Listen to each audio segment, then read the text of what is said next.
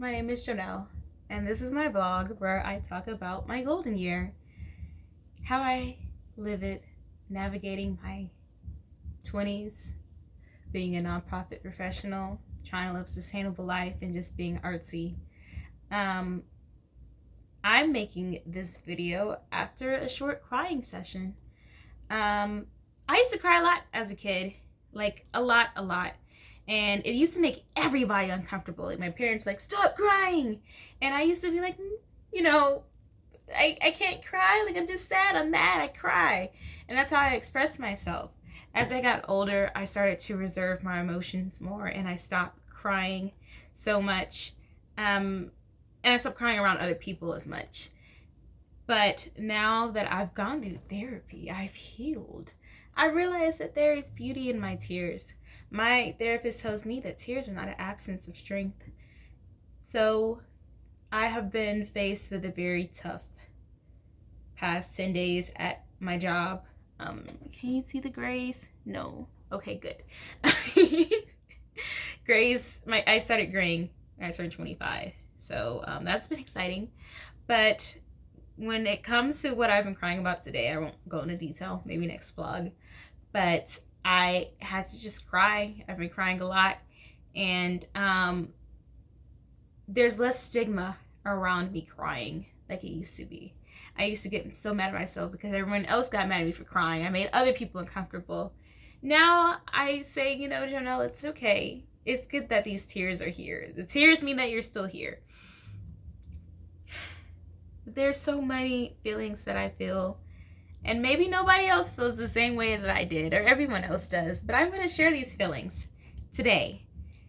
So, one thing about me, I went to a magnet school from 4th grade through 12th grade, and I really thought it was interesting how I would see tweets about people saying, oh, I was traumatized from being in the magnet program, I have crippling anxiety, I'm autistic, I'm all these things from being in a magnet program, this high-achieving, overachieving environment, and being told I was special. I used to read those tweets and think that none of those things apply to me. I still would not consider myself autistic.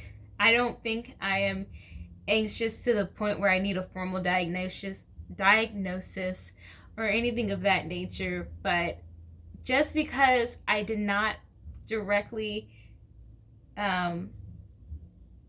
what is the word? Like, just because there's nothing that really like affects my everyday living, like go into the disorder spectrum, does not mean that there aren't parts of my experience in a high achieving environment that affected how I work today and how I view life and everything. I say that because I think there are things that I have internalized as a Black woman in that environment that have really like shown up in ways I didn't expect. So one of the first things I experienced when I was in this magnet program in the 4th grade was I could not wear the same things that white girls wore. Like, I went to school during the era of Sophies, and we were wearing Nike running shorts and things like that. The white girls could wear it all the live long day. Me, I couldn't wear any of those things. And there was a rule that we had for the dress code, fingertip length. And before I went to school that day, I would always check fingertip length. I'd make sure I pulled down my things. Everything was past fingertip length.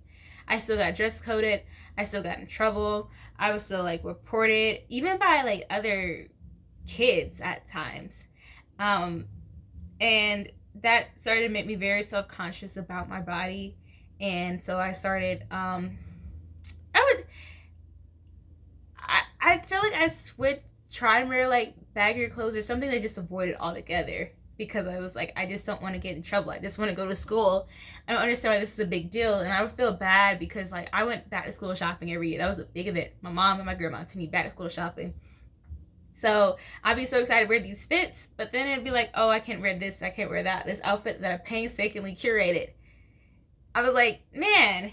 So there was that initial like feeling like my body wasn't right for this environment. And it took me a couple of years of being in the magnet program and everything to realize it was also because of my Black body. And I was confused because I would go home. My family would tell me that I need to eat more, that I'm too skinny, and blah, blah, blah. Then I go to school, and my chubby little thighs are too delicious. I don't know. They're too delicious. And they upset everybody, and everything I did just felt wrong. So here I am at this school, already not feeling right in my body. And then I had a standard that was so impossible for me to reach at my school.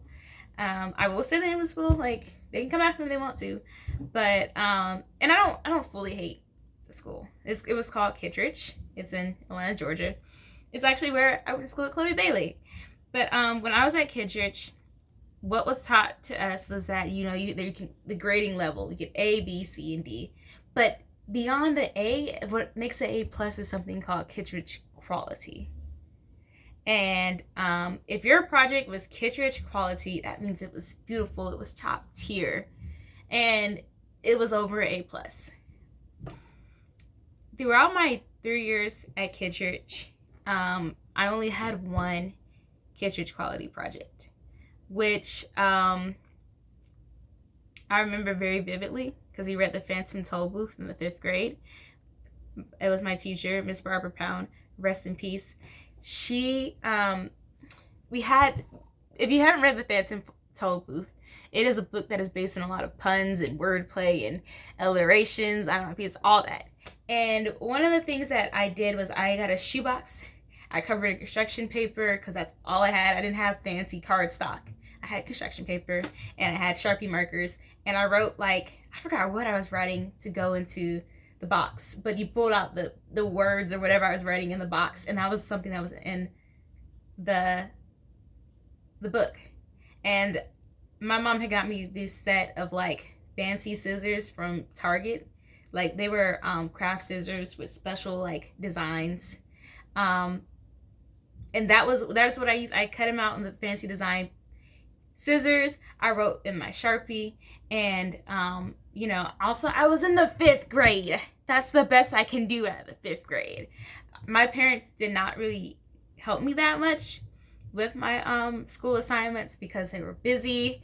They worked weird hours. I worked weird hours. I had this weird thing about asking my parents for help until the last minute, and I think a lot of kids do that. So this is something I did completely on my own, and I was so proud when Miss Pound gave me a Kittredge quality A+ on that assignment.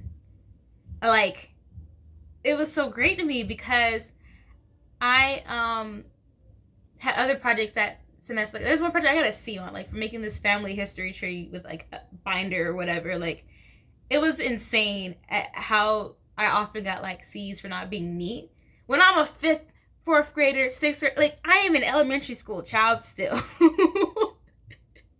And it's I'll do the work and the assignment, but it wasn't up to these standards that I realized in retrospect. A lot of the kids who got the Kittredge quality grade was because their parents had crickets. Their parents were helping them with their projects. Their parents could take them to Michael's and Joann's and get the fancy cardstock and glitter and things to cut things out and make them look fancy. My parents did what they could when they could, and I was doing my best to function as a child. I think sometimes it's so weird how we get mad at children for losing things or being forgetful when it's they're a child. And I was taking 7 classes as a 4th grader. I had to keep up with 7 different assignments. One of my teachers was one of my elective teachers, and she would assign something. And it was she would send an email or whatever. And it was when I was in 4th grade, we had email, we had computers, but I didn't have a fancy laptop. I didn't have my own computer. And on some weekends, if I was spending the weekend with my grandparents, I wouldn't have access to a computer that weekend. So if I had her class on a Monday, I wouldn't even know what the assignment was until I got back home Sunday night. And if I'm a child, there's only but so much I can keep up with. And what I think that instilled in me was this like hypervigilance and making sure that I'm on my stuff. Like by the time I got to middle school, I was a little bit more vigilant about making sure my work was done, and then like obsessing over making sure things are right, things are perfect. And I did sometimes give myself grace, but it's like when I did that, there was always something that like met that with negativity. So for example, it's one of my very, very vivid memories of my grandmother. Like, I love her, rest in peace to her as well. But one time I got an 87 on a test, and I think I had studied or whatever. And my grandma, she picked me up that day from school, and she's like, "Hey, what's going on?" I was like, "Oh, I got this test back, and I got an 87. And she's like, "Well, did you talk to your teacher about the other 13 points?"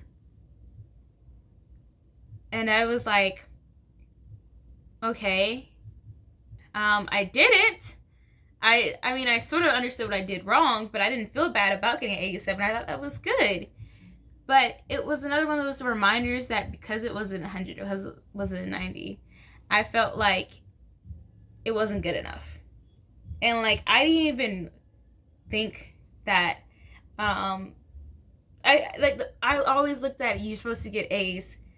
B's were somewhat okay, and a C was absolutely unacceptable. Like, I did not get a C until I took calculus my senior year. And by then it was just like, just by the grace of God, I'm getting the C, and I'm already accepted in the UGA. Like, there's that. But it wasn't until I got to college, after I've been in school for several years, over a decade, and someone was like, if you got an 87, that means you know 87% of the material. You still know the majority. You still know way more than the majority. And I had to do a lot of like rewiring after being in a high achieving environment to like be more okay with myself. Like, when I got to college, you know, before you go to college in high school, the teachers are like, they're not going to accept us in college, and you need to like make sure you're on your A game. And so I was like, okay, I'll make sure that I increase the level of excellence that I have. I go to college. First of all, I got 28 credits out the gate from my AP tests. Like, I had 4s and 5s and APs only. I did not do dual enrollment. I know people are like, you should have did dual enrollment. I was already going to school 21 miles away from my house. I did not have a car. I wasn't on public transit. So how was I going to do dual enrollment? Like, make it make sense. Anyways, I took 9 AP classes, only 7 AP tests, because some of these AP tests, like, I didn't take it for AP Studio Art, because that was another one of those things where I felt like my art was not good enough, and I wasn't naturally talented. And I've learned that was BS. I've also didn't take the test for AP Physics. Lord of mercy. AP Physics was enough one of those classes that I was going to fail, but we're not going to go into AP Physics. You know what? I passed it. My teacher was nice enough to give me a B, and we kept it pushing. But when I got to UGA, and here I was, I clustered all my classes from 8 a.m. to 12 p.m., essentially. And then afterwards, I take my nap. I write my essays, and do my work, and get like 80s, 90s. And I was doing pretty good. And it felt like there was less effort in college than I did in high school. So I was like, this is great. I'm doing so well. And my professors and I are talking, and my professors are pouring into me. They're like, oh, we believe in you. You're going to do great things. Which is something I've been told my whole life. I'm going to do great things. I'm going to be this amazing person. I'm going to reach great heights. I could be the next president, whatever.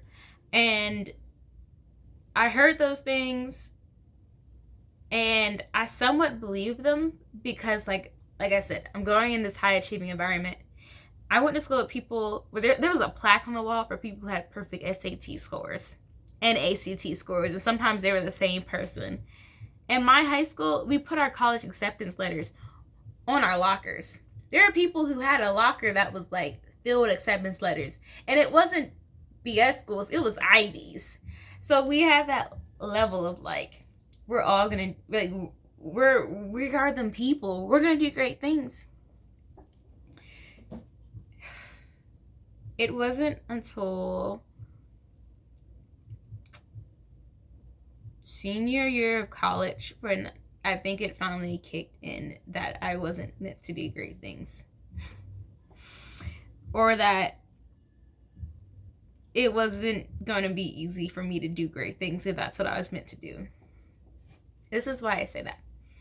My credits were weird when I was in college, which meant my classification was weird. After my first year, I was considered a junior. So I tried to apply for internships, but because I only been in college for 1 year, but I was classified as junior, I didn't get any internships. At least that's part of the reason why. There's other things, institutional racism. I didn't feel like traveling for my internships. Various things. And also, like, I didn't have the transportation I thought I would have. So that was one summer that I had where I didn't have internships. The second summer, I studied abroad in May, and the internship started in June, but like I applied, I didn't get them, and then there's one lady who, she offered me an interview, and then she reneged. Like, right before I went to go see her, like, she reneged or whatever. I don't know why. Whatever. So, and I didn't know that you can do, like, post-grad internships. That was not communicated to me. And I had a weird little field, fashion, sustainability, and supply chain. Like, the opportunities were not what they were back then.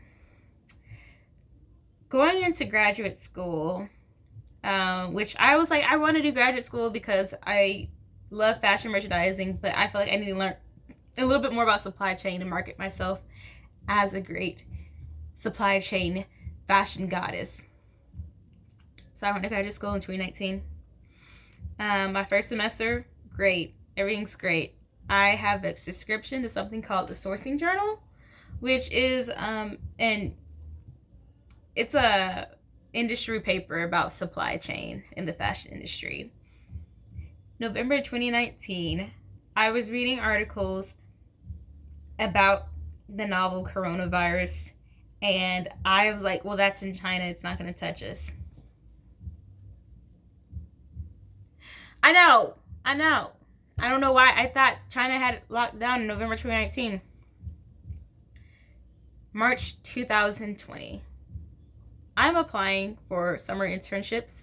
I decided to go to graduate school closer to said internships so I didn't have to worry about summer housing, and so I could build these relationships with these companies. When I'm interviewing, which is something that's new to me, I really, up until that point in my life, I had not reached second round interviews. The only jobs I had were like retail and substitute teaching. Very relatively easy jobs to get. I had not cracked the corporate code. So I am in these interviews. I'm reading the Sourcing Journal articles about how this coronavirus is spreading, disrupting supply chains in China, causing slowdowns in the apparel industry. It's also right after the Lunar New Year, which is another time of pause for the textile and apparel industry. So I'm like, hey, company that I'm interviewing for, we worried about this COVID thing that's disrupting our supply chains. And the people I interviewed with were like, no, that shouldn't be a problem, blah, blah, blah. We'll be fine. A week later, the world shut down. We were not fine. And all the people I had interviewed with, I had really good interviews. I thought I had second round interviews lined up. They liked my resume. They liked the skills I spoke to. They said, we got to pause the whole internship process. We'll get back to you. I said, okay, that's fine. They paused. Some of the companies I applied to paused the internship process. Others went virtual. And I thought I did my best to keep a pulse on the job posting pages, follow them on LinkedIn and everything. Somehow, I missed the window where they sent out applications for virtual internships. Or I just didn't get promoted to the virtual internship level. Because, you can apply, and then they extend it to the virtual internship level. And so here it is, summer of 2020. And I feel like a complete and total failure. I am thinking to myself, I'm like, wow, Jonelle, you can't even get a virtual internship with the skills and qualifications that you have. You're halfway through your MBA. You have a fashion merchandising degree. You have what it takes, and you can't even get a virtual internship. So during that time, I had started my own jewelry business in undergrad, and I've been growing it, and I sold jewelry, and I did pretty well for myself. It made me a lot of extra money and helped supplement my income throughout my undergrad years. But to me, it was never the goal to like make jewelry and make money off of it the rest of my life. And I liked my jewelry business, and there were some landmarks that I reached that made me happy, but I wasn't happy with myself for what I was able to accomplish. Even though my family was like, that's Jonelle. Jonelle's a jewelry girl. People knew me. They knew Jophoria. And I'm like, that's not good enough.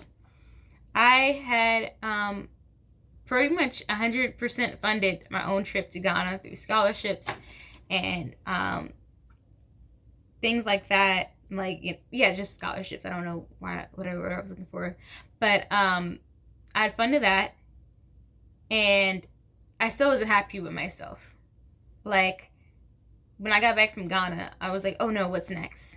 I don't have an internship. What does it matter I went to Ghana? What does it matter I studied abroad? What does it matter I studied and made a capsule collection of clothes? The clothes didn't sell well in Athens because nobody in Athens, these white college girls, don't want to buy African print stuff. It's not my fault.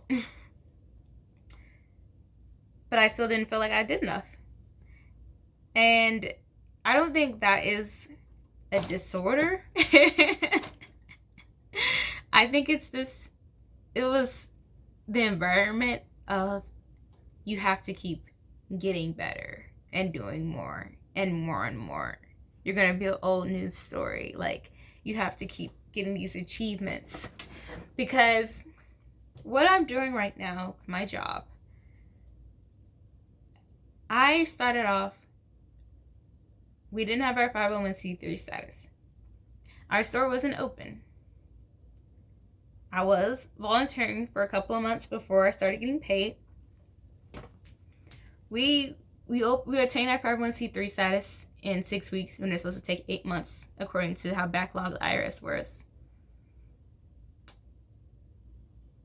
Okay. I didn't celebrate that.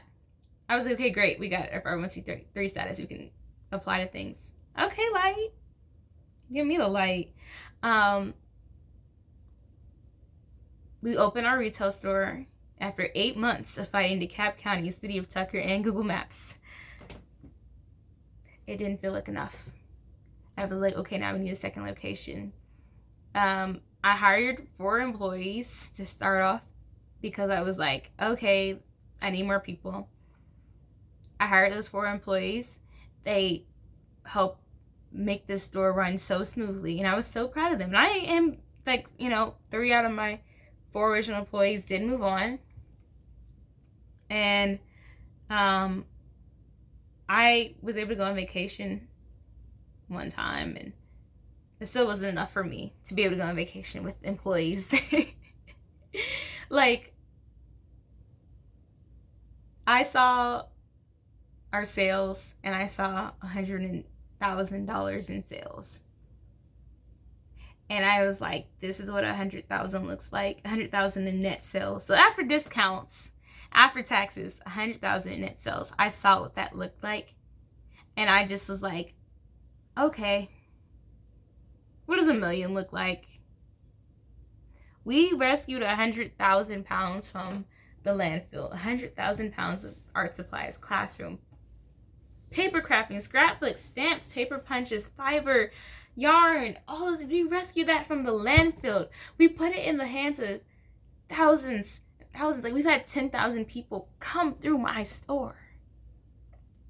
And I still said, okay, what does 100,000 people look like? What does 1 million pounds look like? I'm looking at 6-figure numbers. I'm looking at all of these things. And there is no sense of jubilation for me, because the work that I put in doesn't even feel like the work that I've put in. It doesn't look like it. I thought $100,000 for a business in their first year would, I don't know, it looked like the nice shiny people who shop at Lennox, or nice shiny cars. But $100,000 for a business when you have multiple employees and none of them you're the only full-time one, that doesn't like anything. That's nothing. Like, but then also I these numbers are supposed to be a big deal, they're supposed to be great, but I'm applying for grants and I'm constantly told I'm not doing enough, or we looked at several hundred applicants and you didn't qualify. Like, I don't stand out. And that's something I've had to work through, because on my own, my family loves me and they're always like, Jonelle, you're doing such great things. Like, I just went to a graduation party. It was not for me, it was for somebody else. But my brothers were so happy to see me. They're so happy to hype me up. They're like, Jonelle, we love what you're doing and blah, blah, blah. Like, and I was like, thank you. But I still feel like crying after they said that, because I'm like, this doesn't even look like what I thought it would. Like, I had a different vision for 26. Had a different vision for 25. Had a different vision for 24. And I think I am moving towards the things that I want for my 20s. And there are some things I have accomplished. Like, I like that I'm not living in my parents' house. It's something I like to celebrate. I'm making it work, but it's not as easy as I thought it was. Nothing's easy. I was looking forward to having my car paid off, but as soon as it got paid off, the engine went out. Like, is this what it's like to have a car paid off? The engine just goes out, everything just starts going wrong, and all the money you spend on the car note just now goes towards repairs.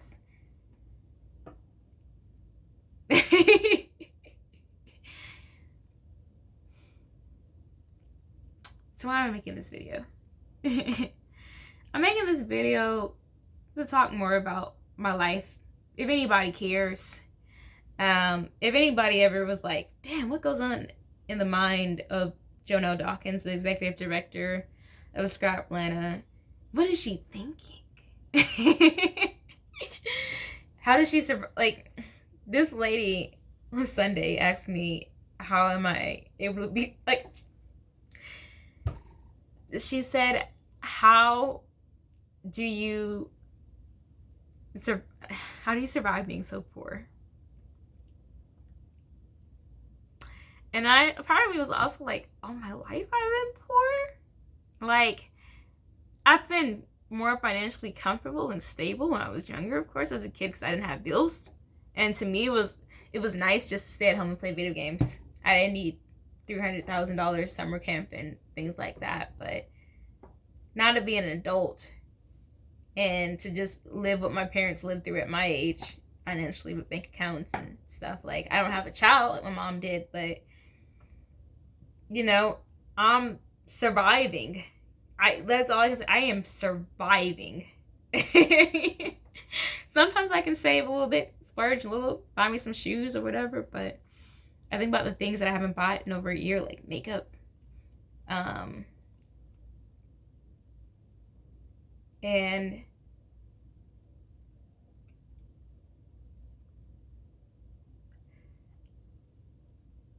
I don't really think it's the life that I thought I would be living. And I don't know what I need to do next for my own life. I don't know what would make me happy, honestly. There are some spats that I've gotten into with the men in my life, and a lot of times they've just been like, whatever I do isn't enough for you. And I'm just like, just your existence is enough.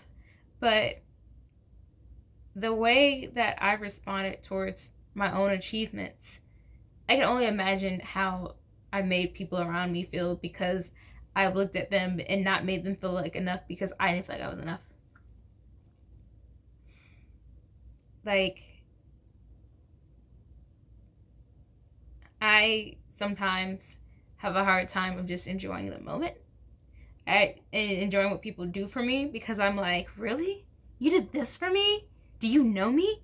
And they don't know me. They just want to, some people, when it comes to gifts, people are like, it's the thought that counts. And I'm like, well, you didn't think hard enough. Well, damn. YouTube is going to flag me for all these dams. But I'm like, I can't just keep discounting the things that people do for me and the things that I'm doing because it's not enough. It's just hard. I'm working on it or whatever.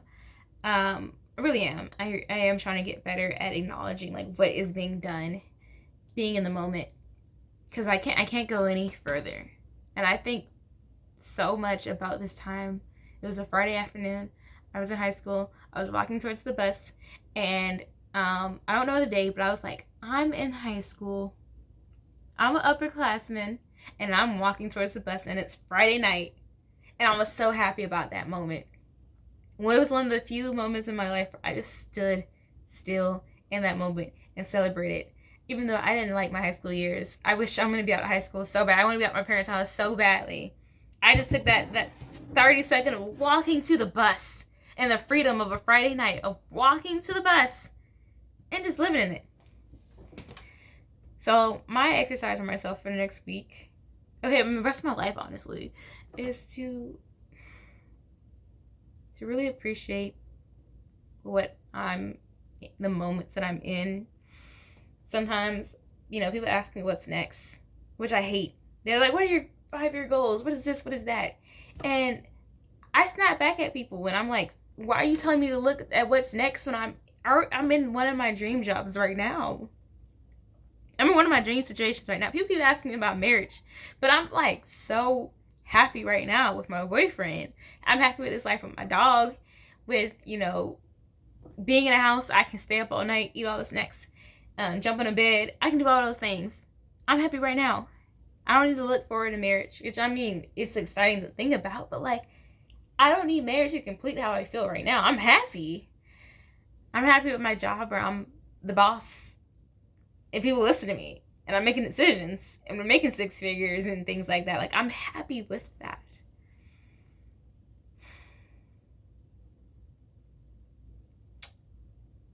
And that's why I'm just gonna sit in that. And I'm at 33 minutes.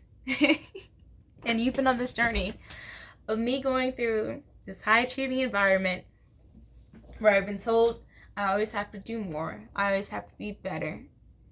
And I'm fighting back. I'm fighting back that feeling every day where I have to tell myself, Jonelle, you have done enough. You have done more than enough. You are enough. I am enough. I'm enough. Person watching this YouTube video, you are enough. If nobody else told you, I'm proud of you. I'm proud of myself. And things aren't gonna look how we think they are. And paths are not linear. So where we are on that journey, sometimes you have to just sit, and that's the piece, the hand that we're dealt for that turn. All right. So thanks for listening to my vlog. I will see you guys next week, where I will probably unpack more childhood trauma. But